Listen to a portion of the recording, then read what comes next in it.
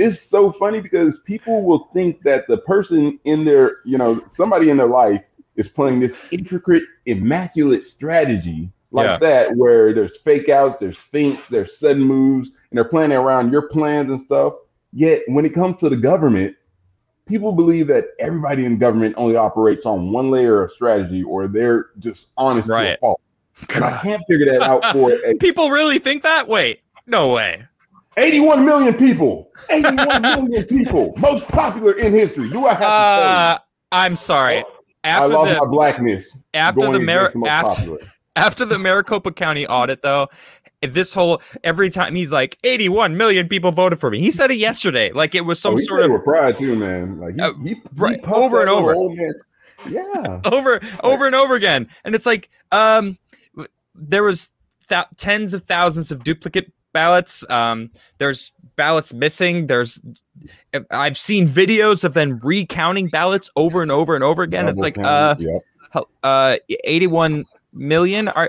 What's going to come out one time? Somehow. Yeah, they reach the number somehow. Yeah, exactly. And we'll see. It's coming out. I did a segment yesterday talking about how they're pushing for a nationwide audit. I don't know if that's going to happen. We'll see. Or even if it does, if something's going to happen from it, I don't know. Who knows? Yeah.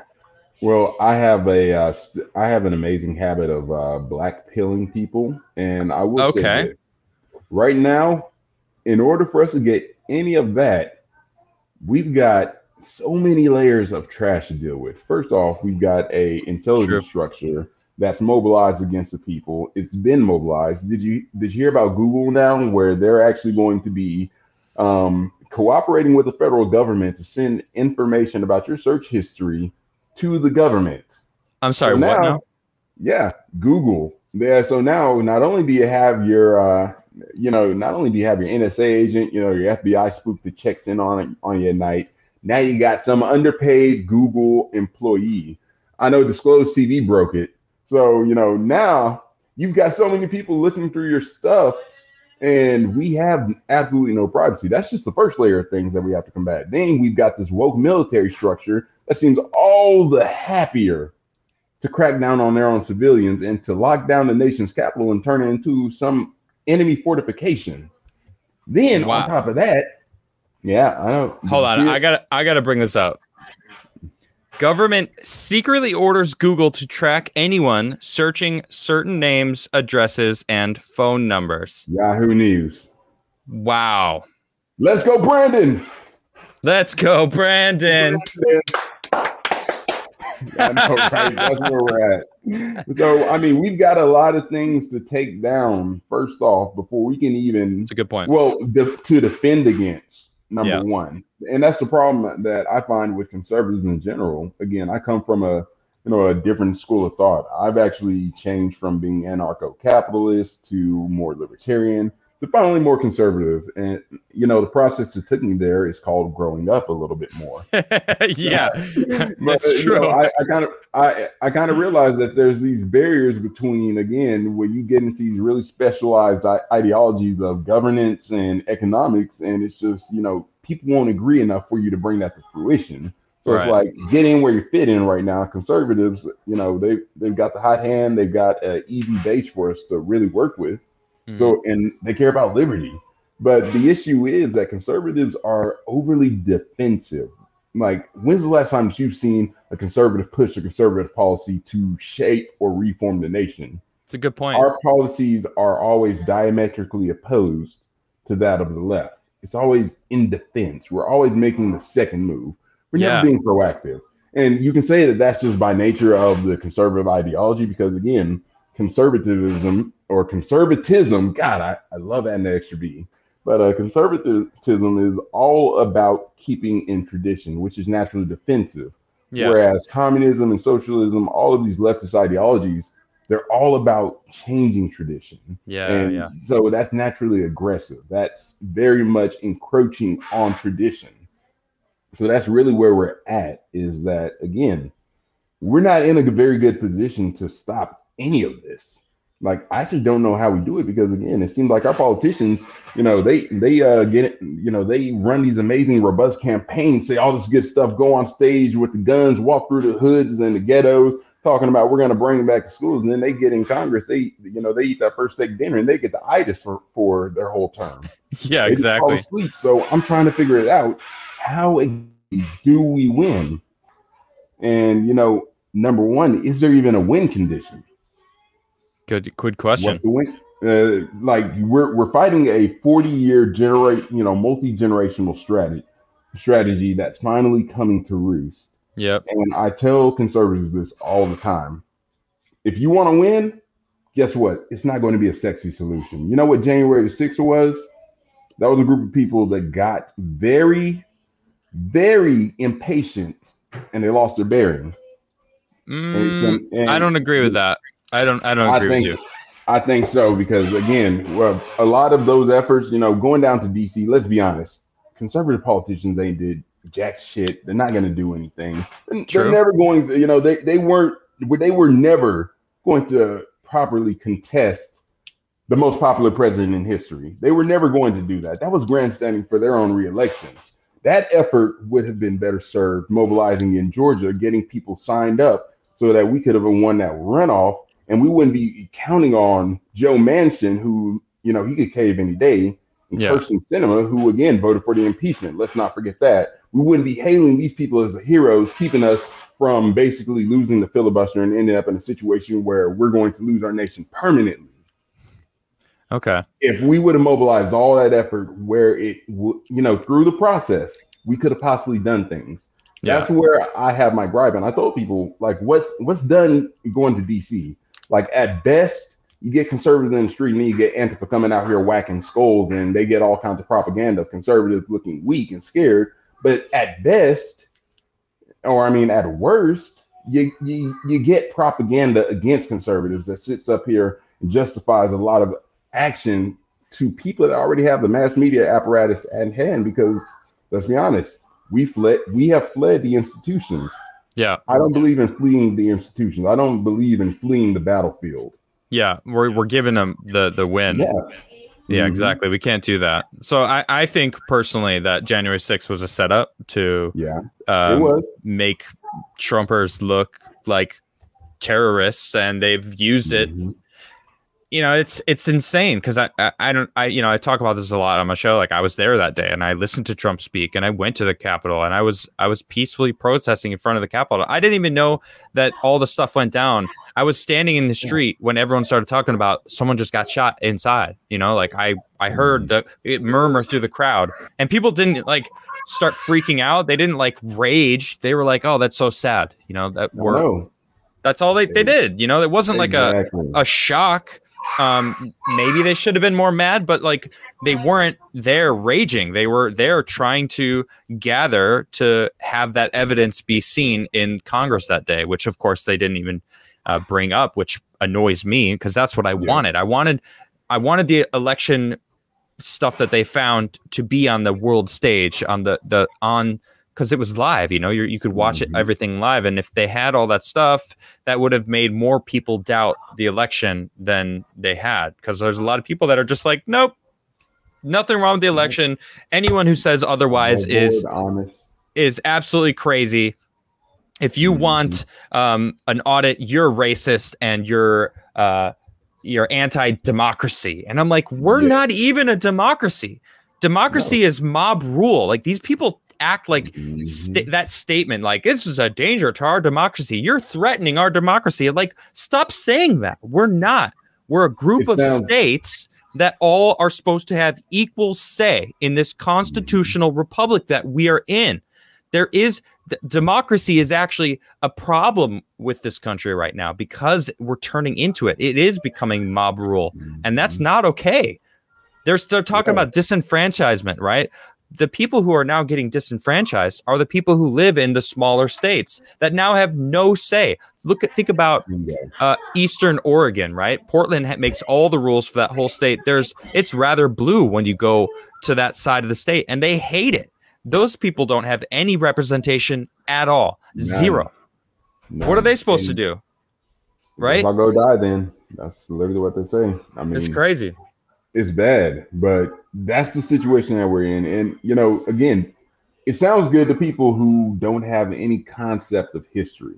Right. That's the problem. And when they're rewriting history, burning books, and they're removing all the monuments to areas where, again, we as a nation went horribly wrong, but we learned and we became better for it. When they're removing all these monuments and things, you're going to get a repeat of that. Yep. So again, that's another gripe that I have with removing Civil War icons, because now who's gonna, in a generation or two, who's going to even know about the Civil War? Right. We're leaving up the history books. But that's a very big issue when it comes to state representation, where the cities were really starting to grow too powerful and, again, enforce their way of life on a lot of the southern states whose whole way of life was agriculture. Yeah, exactly.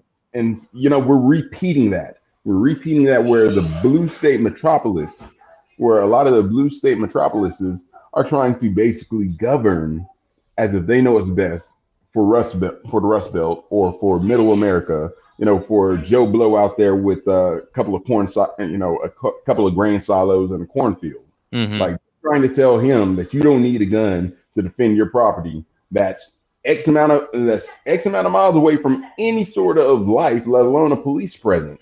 Right, exactly. Again, that's a lesson that we learn from history. We learn not to repeat it. That's where tradition comes into things. But the left, they eschew tradition. They don't want tradition, and therefore you're never going to learn from those lessons.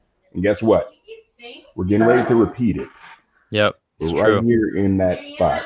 So you say that you black peel people, and black peel. I don't know why I said it so oddly. So you're black pilling a lot of people out there and dunking on people on Twitter, but you still seem rather. I don't know if it's optimistic. You're more of a realist, I feel. But you're not defeated by it. You're not black pilled. It doesn't seem like I don't. So what do we do? That's what I always want to talk about. Like, all right, so sure, now we're in this situation. We're very obviously aware of where we're at. So what are the steps to remove that trash, as you say, these layers of trash, to the root of the problem? I got it. And now, like I said, it's a very unsexy solution. There's nothing good. It's not going to please a lot of people. A lot of people aren't going to be like, egad, let's go do it. We'll have it by the end of the month. Yeah. But you start becoming involved in your local politics. Do you know who your city council is? Do you know what's the deal with your school board?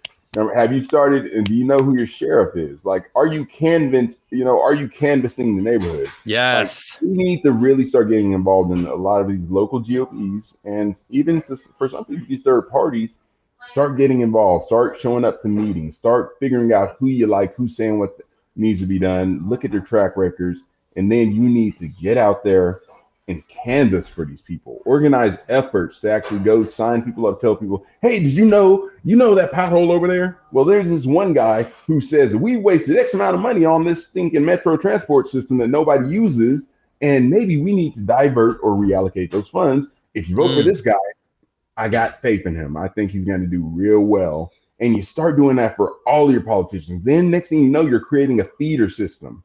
Because the problem with the modern GOP is that there is no adequate talent feeder system. You know who most of our politicians end up being?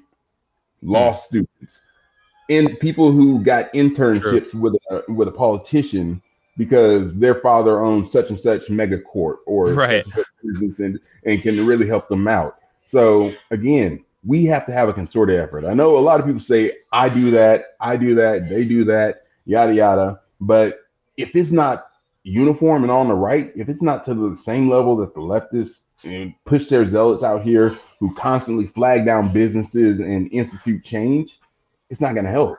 Right. I think Adam Townsend had an amazing quote that, it really resonated with me because it was a gut punch of all gut punches. Okay. He said, the left is out here wielding power, implementing policy, changing things, and encroaching their worldview on the rest of life. The right, meanwhile, is over here having a slam poetry contest online and high-fiving each other on the back of the bus to the gulags. Think about that for a second.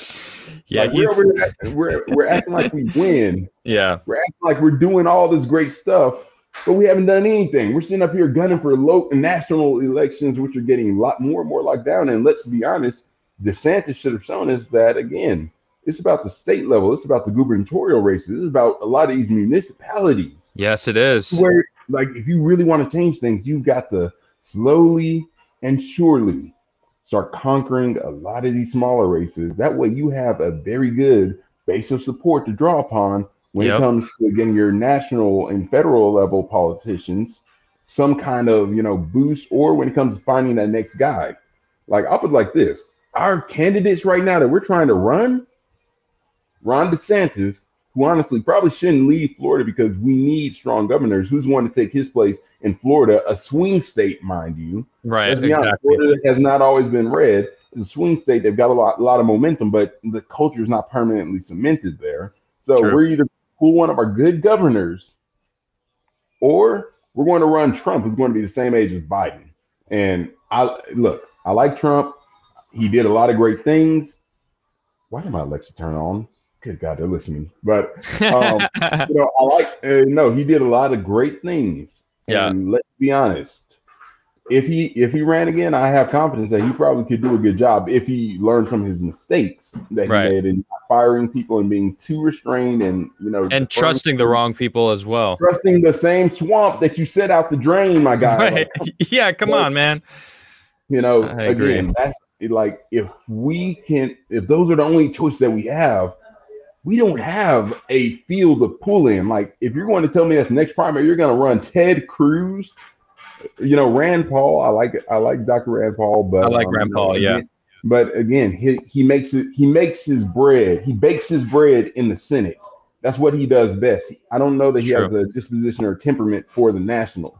And so that's the situation that we're really dealing with, is like, we have no sort of feeder system. There's no dark horse candidate that's going to come out, unless you're going to tell me Josh Hawley or somebody like that. We don't have a dark horse. Meanwhile, the left, they're over there, they're prepping their dark horses. They've got several young and up-and-coming politicians who are out here on Twitch and streaming. Maybe we can run Joe Kent. Joe Kent is a really good guy, but again, he's getting into politics. Right. And there's a process there to, build up some trust with independents. But that's, you see what I'm getting at. Absolutely. We're trying something to go I've been saying for a while. Yeah, we ain't even completed the tutorial level. We're over here trying to fight the final boss, as if we're sitting up here geared up and we got everything and we done prepped and we're ready. We haven't done anything. Yep. And I mean, part of that's just because, again, we've just been living our lives. That's what conservatives do. They live their life. Leave me alone. I leave you alone. Tradition, keep everything as is. Let's raise some kids that go out here and, raise their own kids. But that's what got us in the situation. Yep. So exactly. That's amazing. That's the answer. That's the answer. I love it. Get in and start creating that solid base, because right now we have no solid base. It's gone. None. We're trying to build a house. We're trying to build a house on a crawl space that doesn't exist, and we ain't even lay a slab. Like, we're too lazy to even lay a sink. That's blue collar talk for those of y'all that are y'all ain't got calluses on your hands. Mm-hmm. But I'm joking. I'm pretty sure you got a pretty great audience, man. I think my audience is amazing. Everyone who shows up for my show is incredible. My chat is fantastic. But smashing that like button. I want to outpace any and everybody else, man. Smash the like button. Smash a like. Come on, everybody.